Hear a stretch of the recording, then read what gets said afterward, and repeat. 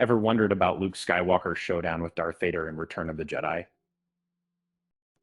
What if we told you that Luke turned a Sith technique known as Dun Möch against Vader himself? That's right. This ancient art form involves using negative emotions against your enemy. Pretty cool stuff. Let me set up some context here.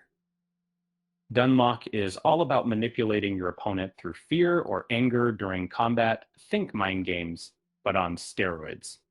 And this particular scene from Return of the Jedi, Luke masterfully uses this technique against his father without even realizing it. When Luke confronted Vader aboard Emperor Palpatine's flagship, he refused to engage fully at first because he didn't want to kill his father, despite knowing that Vader was responsible for countless atrocities across galaxies far, far away.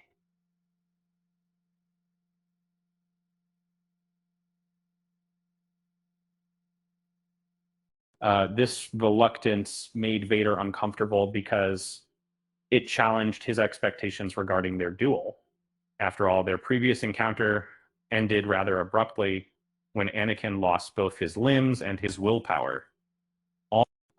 In essence, Luke was playing hardball by refusing to fight back immediately. He made Vader wait longer than expected while also denying him satisfaction from their battle, which ultimately got under his skin. And it was like saying, I know what you want, a fight, but I won't give it to you. And isn't that just classic passive aggressiveness at its finest? Throughout their encounter on Biss, that big red space station thingy, we see how effectively Luke utilizes Dun Möch against Vader, something that Count Dooku couldn't manage during their duel back when Anakin was still learning how not to lose limbs. Spoiler alert, he failed miserably.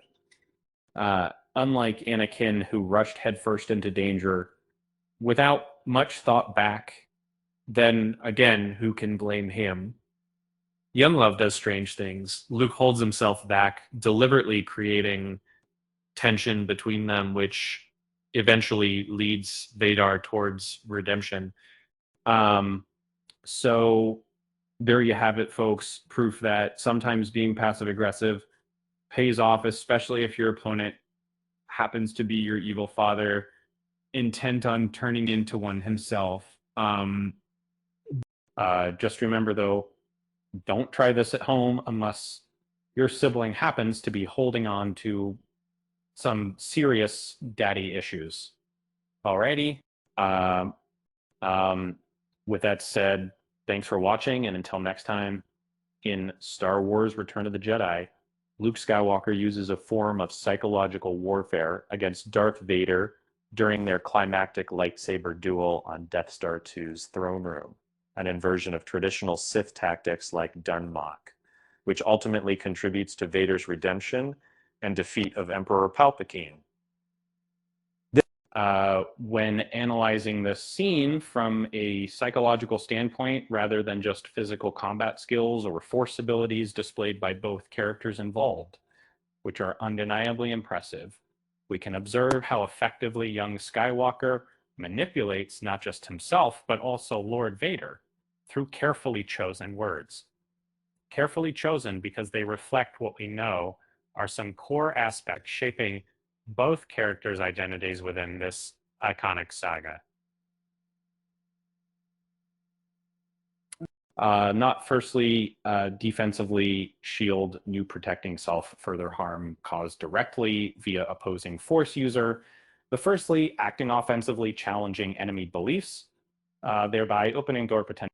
And as the article discusses the concept of Dun Möch, which is a Sith tactic used in combat that involves goading one's opponent into anger or other negative emotions in order to gain an advantage over them in combat with The article uses examples from Star Wars media, such as movies and video games, like Count Dooku's taunts during his final duel with Anakin Skywalker, Kyle Katarn versus Desan, and Luke Skywalker versus Darth Vader.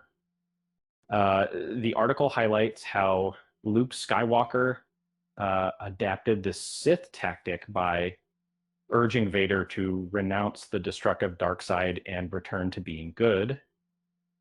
The article also highlights how this act by Luke is impressive, not only because it led directly towards Vader's redemption, but also because he took this tactic associated with Sith philosophy and transformed it into something positive for Jedi Order post Return of the Jedi era, by believing that even those who have fallen prey can still reject its hold on them and come back towards light side again. Furthermore, tables showing upcoming Star Wars movies such as The Mandalorian and Grogu is provided at end